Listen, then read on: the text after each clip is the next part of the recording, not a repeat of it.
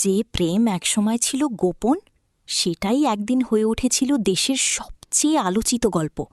কিন্তু শেষটা কি সত্যিই শেষ, নাকি এখনও বাকি আছে অনেক কিছু? ভিডিওটা শুরু করার আগে একটা প্রশ্ন। তুমি কি জানো, এই গল্পের ভেতরে এমন কিছু সত্য আছে যা অনেকেই জানে না? চল শুরু করা যাক। একটা সময় ঢাকার ব্যস্ত শহরের ভিড়ে দুইটা নাম ধীরে ধীরে একসাথে জড়িয়ে যাচ্ছিল, সাকিব আর অপু। তখন কেউ জানত না তাদের গল্পটা একদিন এত আলোচনার কেন্দ্রবিন্দু হয়ে উঠবে। শুরুটা ছিল একদম সাধারণ, নতুন ছবি, নতুন কাজ, নতুন পরিচয়। প্রথম দিকে তারা শুধু সহকর্মী, ক্যামেরার সামনে অভিনয়, কাট বললে নিজের নিজের জায়গায় ফিরে যাওয়া। কিন্তু সময়ের সাথে সাথে বদলাতে শুরু করল সবকিছু। কথাবার্তা একটু বেশি, হাসি একটু দীর্ঘ, আর একে অপরকে বোঝার চেষ্টা, সবকিছুই যেন অজান্তেই গভীর হয়ে উঠছিল। শুটিং সেটে ছোট ছোট মুহূর্ত, এক কাপ চা ভাগ করে খাওয়া, ক্লান্তির মাঝে একটুখানি হাসি, এসব থেকেই জন্ম নেয় অন্যরকম একটা অনুভূতি। তারা কেউই প্রথমে সেটা স্বীকার করতে চায়নি, কারণ তাদের দুজনেরই সামনে ছিল ক্যারিয়ার, স্বপ্ন আর হাজারো মানুষের চোখ। ধীরে ধীরে সম্পর্কটা আরও গোপন হয়ে যায়। মিডিয়ার চোখ ফাঁকি দিয়ে নিজের মতো করে তারা সময় কাটাতে শুরু করে। এই সম্পর্কের মধ্যে ছিল ভালোবাসা, ছিল ভয়, ছিল হারিয়ে ফেলার আশঙ্কা। তবুও তারা একসাথে এগিয়ে যায়। শেষটা কেমন, সেটা হয়তো এখনও পুরোপুরি লেখা হয়নি, কারণ কিছু গল্প কখনো শেষ হয় না, শুধু সময়ের সাথে সাথে নতুন মোড় নেয়।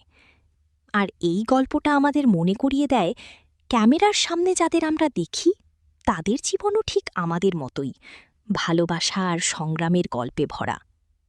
তুমি কি মনে করো, তাদের গল্পটা সত্যিকারের ভালোবাসার উদাহরণ, নাকি সময়ের খেলা? কমেন্টে জানাতে ভুলো না। কিন্তু গল্পটা এখানেই থেমে থাকেনি। সময়ের সাথে সাথে সেই গোপন ভালোবাসা আর লুকিয়ে রাখা গেল না। একদিন হঠাৎ করেই সবকিছু বদলে গেল। যা এতদিন ছিল আড়ালে, সেটাই চলে এলো সবার সামনে। মানুষ অবাক, মিডিয়া সরব, সবাই জানতে চায় আসলে এতদিন কি লুকানো ছিল। সেই মুহূর্তটা ছিল খুবই কঠিন। একদিকে ভালোবাসা, অন্যদিকে হাজারো প্রশ্ন আর চাপ। অপু সামনে এসে নিজের কথা বললেন, শান্তভাবে কিন্তু দৃঢ়ভাবে। তার কণ্ঠে ছিল আবেগ, ছিল কষ্ট, আবার ছিল নিজের সম্পর্ককে স্বীকার করার সাহস। সাকিব তখন অন্য এক অবস্থানে, চারপাশে ক্যামেরা, সংবাদ, আলোচনার ঝড়। তিনি চুপ থাকলেন কিছু সময়, তারপর ধীরে ধীরে নিজের অবস্থান পরিষ্কার করতে শুরু করলেন। কিন্তু ততক্ষণে পরিস্থিতি অনেকটাই জটিল হয়ে গেছে। এরপর শুরু হলো টানাপোড়েন, কখনো কাছাকাছি আসা, কখনো দূরে সরে যাওয়া। সম্পর্কটা যেন একটা দোলনার মতো, একবার উপরই, একবার নিচে। ভালোবাসা ছিল, কিন্তু বাস্তবতার চাপও ছিল প্রবল। সবচেয়ে বড় পরিবর্তন আসে যখন তাদের জীবনে নতুন একজন আসে, তাদের সন্তান। ছোট্ট এই মানুষটা যেন তাদের গল্পে নতুন আলো নিয়ে আসে। কিছু মুহূর্তের জন্য হলেও সব ঝড় থেমে যায়। তারা আবার একসাথে হাসে, সময় কাটায়। কিন্তু বাস্তবতা সবসময় গল্পের মতো সুন্দর থাকে না। সময়ের সাথে সাথে দূরত্ব আবারও বাড়তে থাকে। মতের অমিল, জীবনের ভিন্ন পথ, সব মিলিয়ে সম্পর্কটা আর আগের জায়গায় ফিরে যেতে পারে না। একসময় তারা আলাদা হয়ে যাওয়ার সিদ্ধান্ত নেয়।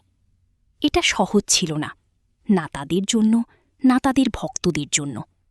কিন্তু কখনো কখনো ভালোবাসা থাকলেও একসাথে থাকা সম্ভব হয় না। তবুও গল্পটা পুরোপুরি শেষ নয়, কারণ তারা আজও একে অপরের জীবনের গুরুত্বপূর্ণ অংশ, বিশেষ করে তাদের সন্তানের জন্য। সম্পর্কের রূপ বদলেছে, কিন্তু স্মৃতি আর বন্ধন কোথাও না কোথাও রয়ে গেছে। এই গল্পটা আমাদের শেখায়, ভালোবাসা সবসময় শুধু একসাথে থাকা নয়, কখনো কখনো ছাড়াও দেওয়া। এরপর সময় ধীরে ধীরে সবকিছু একটু শান্ত করে দেয়। ঝড় থেমে গেলে যেমন চারপাশটা নীরব হয়ে যায়, ঠিক তেমনই তাদের জীবনেও এক ধরনের নীরবতা নেমে আসে। আগের মতো আর প্রতিদিন খবর হয় না, কিন্তু মানুষ ভুলেও যায় না তাদের গল্প। দুজনেই নিজেদের মতো করে নতুন করে জীবন সাজাতে শুরু করে। কাজ, পরিবার, দায়িত্ব সবকিছু নিয়ে ব্যস্ত হয়ে পড়ে। ক্যামেরার সামনে তারা আবারও হাসে, অভিনয় করে, কিন্তু ভেতরের গল্পটা আর আগের মতো থাকে না। এই গল্পের শেষটা তাই একদম সাদা কালো না। এখানে আছে ভালোবাসা, ভুল, সময়ের চাপ আর নতুন করে বাঁচার চেষ্টা। হয়তো এটাই বাস্তব। সব গল্প সুখের হয় না, কিন্তু প্রতিটা গল্পই কিছু না কিছু শিখিয়ে যায়। আর কে জানে, ভবিষ্যতে আবার কোনো নতুন অধ্যায় শুরু হবে কিনা। গল্পটা এখানেই শেষ, নাকি এখনও কিছু বাকি আছে? তোমার মতামত কমেন্টে জানাও। আর এমন আরও গল্প পেতে সাবস্ক্রাইব করো।